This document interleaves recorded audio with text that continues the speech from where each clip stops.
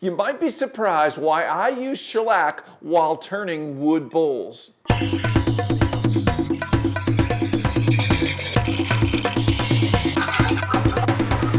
Hi, I'm Kent and welcome to Turn a Wood Bowl. Today we are going to make shellac from scratch right here. It's very simple and you're going to enjoy the process, and I'm going to tell you the benefits of that. And I'm going to share with you why shellac is so important for wood bowl turning and how you can use it as a tool to improve your turning of wood bowls. So stay tuned for that. I'm going to share you all those details with you. But first of all, what is shellac?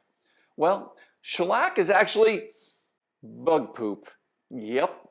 Shellac comes from a bug or a term that's used for bugs called lac, or the lac bugs, L-A-C.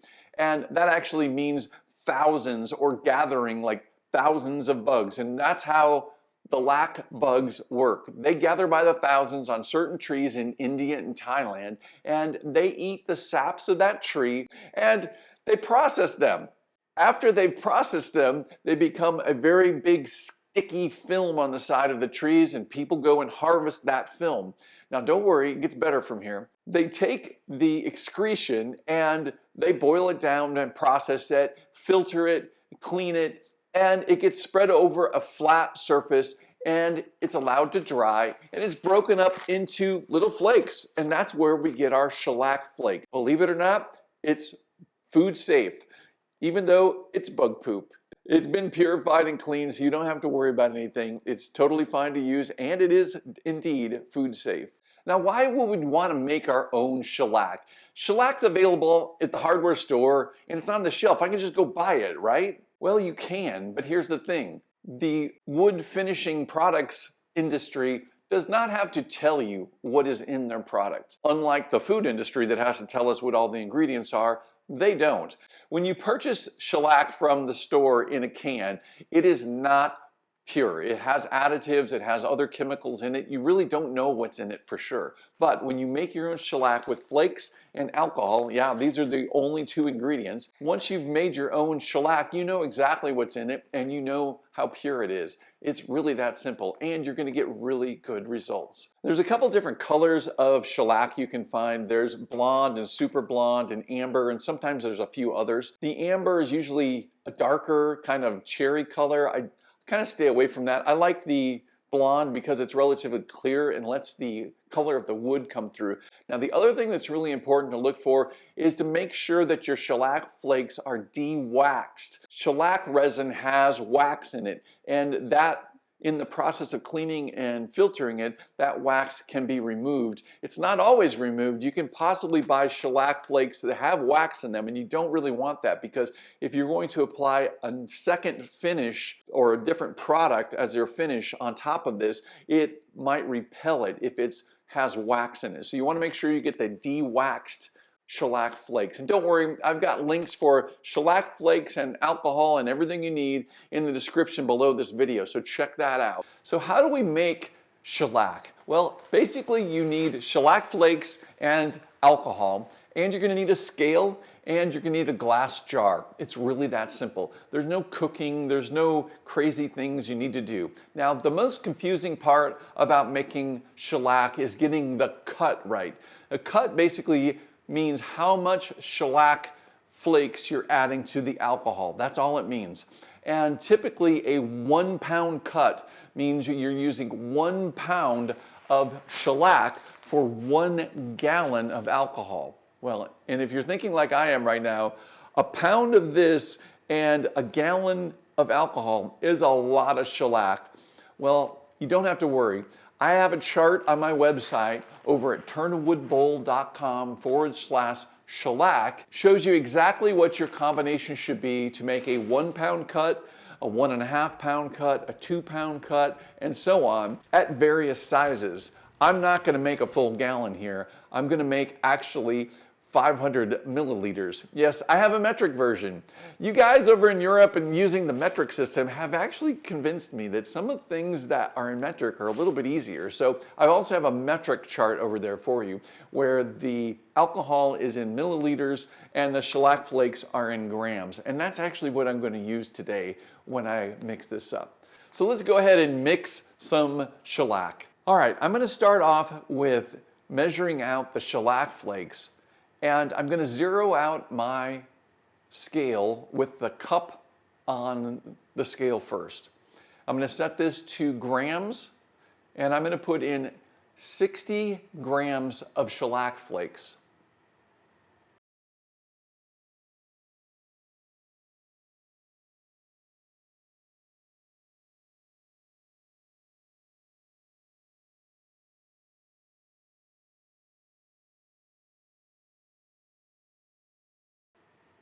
And once I have that, I'm going to set it aside. And now I'm going to pour my alcohol. I'm going to put my clean, empty jar on the scale, and I'm going to go ahead and zero that out. I'm actually going to change the units to milliliters. And then I'm going to start pouring in my alcohol. Now, the alcohol is very important, and you want the purest possible. You want to get 190 proof or higher clear alcohol. That's what you want to best dissolve the shellac flakes. There used to be denatured alcohol and things like that, but then different government agencies got involved and they made the companies add different ingredients so people wouldn't drink that alcohol, which is kind of crazy to think about. But there are food grade alcohols that are available, and actually you can get some of them from Amazon, and I have links for them in the description below. You want to try to get 195 proof or higher. This happens to be 200 proof, which is basically 100% pure ethanol alcohol. Once we have the alcohol in the jar measured out, in this case I'm using the 500 millimeter size of the 1 pound cut. So keep that in mind. So if I were to make a 2 pound cut, I'm going to have twice as much shellac flakes in that. No matter what size I'm making, a 1 pound cut versus a 2 pound cut is going to be twice as many shellac flakes. So it's that simple. So the 1 pound cut is kind of the thinnest that you can make, which you don't need a very thick cut with this. If you get up to 2 pound, you're going to have a thicker, goopier shellac, and it's going to dry a little bit slower. So once you have the alcohol poured out, go ahead and add the shellac flakes to the jar. And once they're in there, you can stir it up. You can close the lid, make sure it's sealed really well, and then shake it really good and mix those up. Now this will take 12 to 24 hours to completely dissolve. There's no rush here, just give it some time and you will come back and you won't see any flakes, and that's how you know that it's completely dissolved.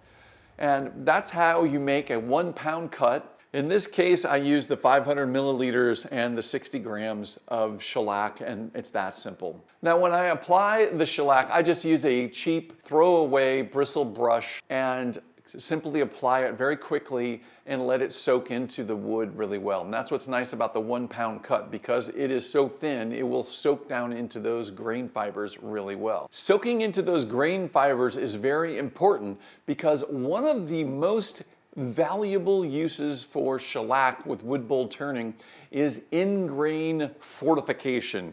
The in-grain on certain wood species, in this case, this is pecan. This is a beautiful spalted pecan, and by looking at this, you can see why I want to make sure I can turn this wood and get the best possible results with that. However, this wood, in order to get spalted like that, is very old and starts getting punky. The in-grain starts to rip out, and it can be really tricky to cut. But if you use shellac like a tool, you can cut down to almost your last few passes, apply some shellac to the in-grain. You don't have to apply it to the whole bowl, just the in-grain, both the inside and the out. Then make your last final slicing cuts across that surface to change and get to the final shape that you want.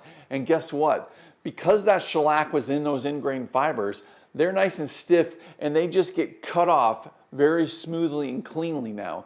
Without the shellac, they're all loose and wobbly, and a lot of times they just get torn out and the end can look awful. So shellac is a great tool for fortifying the in-grain of a bowl. That's probably the most valuable use that I have for shellac as a tool. Now, the next valuable use for shellac that I apply to wood bowls is finishing. When I want to have a nice glossy finish on a bowl, either one of these, this one has a gloss finish as well, but when I want to have a nice gloss finish, I have to make that surface really smooth for it to shine and to look glossy.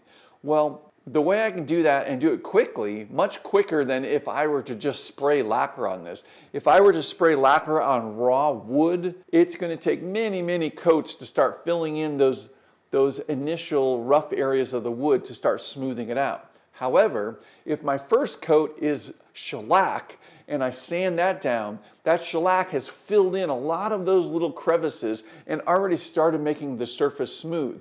So when I spray lacquer over that shellac, it's immediately becoming smooth. And many times I only need 2 or 3 or 4 coats of lacquer before it's nice and glossy like you're seeing here. And that's what you're looking for. In order to get a good reflection, you actually have to smooth the surface, so you have to fill in those crevices, and that's where the initial layer of shellac is really valuable. Now, the last thing that I use shellac for, and I really don't do this that often, is a sanding sealer. Sometimes certain species of wood are not so easy to sand, or they kind of just stay rough for a long period of time. I will use shellac to apply a coat on the bowl and then sand it really well, and that again helps stiffen all of the surface of the wood and makes the sanding a lot easier. Again, I don't do that one a lot, but it is an option to do and use the shellac as a sanding sealer. One other thing I want to mention about fixing the end grain of a bowl, when you apply that in there and stiffen up those end grains, if you sand the entire bowl afterwards, you're still going to have shellac down in there, but you can pretty much apply any finish you would like over that. If you want to go with a shiny lacquer, of course you can do that, but you can actually apply oil finishes to that as well. Those end grain fibers have simply been stiffened up by the shellac. The shellac really doesn't have any negative effect on other finishes being applied over it. Once you have your shellac mixed up, it lasts a really long time. If you'd like, you can write the date that you mixed it on the lid or somewhere on a label on the jar, but I've never really had an issue with the shellac going bad. What I typically do is I will use the brush that I use to make the application. I will simply let that drip dry a bit and then set it on top of the shellac jar. The bristles on the brush will become super stiff. All you have to do is open the jar and stick the brush in there and let it sit for a few minutes, and all of a sudden those bristles will all loosen up and you can start using it again. It's really that simple. Now, a couple mistakes that happen with using shellac is putting it on too thick, or thinking that you need to make a really thick cut, like a 2 or 3 pound cut. Remember, the more shellac you add to the amount of alcohol, the thicker your end shellac is going to be. And you really don't want it to be thick. If it goes on really thick, you could get gummy and it can be really hard to sand through. You really want it to be thin, and you want it to penetrate the pores of the wood, and that's why making a 1 pound cut seems to work the best for me. At least that's what I've tried. If you want to increase that to a 1.5 or 2 pound cut, the formulas are all there and you're welcome to experiment, but I like the 1 pound cut. So that's how you make shellac. Do me a favor and leave me a comment below and let me know if you're going to make your own shellac and how you use it. Let me know if you've come up with a use for shellac that I didn't mention in this video as well. I know there's lots of finishes, wood finishes out there that incorporate shellac, and we really didn't get into that, but that's always a possibility as well. So leave me a comment below and let me know. While you're down there, click that like button. Thank you. Be sure you're subscribing if you're not already subscribing, and click that bell so you're notified each time a new video comes out. Check out my website, turnawoodbowl.com. Over there I've got everything you need to know about turning wood bowls, including all of the ratios for mixing every different size batch of shellac you can imagine. And I've got courses over there too, so you're not going to want to miss those. Check it out over at turnawoodbowl.com. All right, guys, as always, thank you so much for watching. And until next time, happy turning.